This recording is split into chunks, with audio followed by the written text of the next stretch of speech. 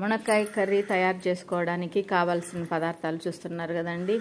పల్లీలు ఫ్రై చేసుకుంటామండి. ఫ్రై చేసుకున్న తర్వాత మునక్కాయలని వాటర్ వేసి ఉడికించుకుంటామండి. లైట్గా ఉప్పు వేసుకుని తర్వాత పల్లీలని మనం పౌడర్ చేసుకొని తెల్లగడ్డ కూడా దాంట్లో దంచేసుకుంటామండి. తర్వాత పెనం పెట్టి ఆయిల్ వేసుకుని అందులో కొంచెం ఆవాలు వేసుకుని తర్వాత పచ్చెనగపప్పు కూడా కొంచెం వేసుకుంటామండి. కరివేపాకు వేసుకుంటామండి ఒక ఈన.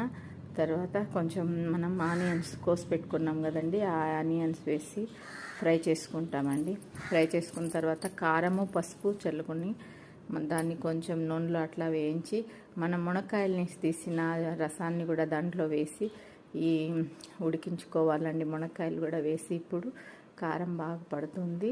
అది వాటర్ అంతా అయిపోయిన తర్వాత పల్లీల పొడిని చల్లేసి కొంచెం అట్లా ఒక 2-3 మినిట్స్ అలా ఉంచితే ఆ వాటర్ అంతా ఇంకుకొని పల్లీల పొడి అంతా కలిసిపోయి కొత్తిమీర జల్లుకొనేసి అలా చేసేసుకున్న తర్వాత మనము మునక్కాయని ప్లేటింగ్ చేసుకుంటామండి. వేడి వేడి మునక్కాయ కర్రీ రెడీ.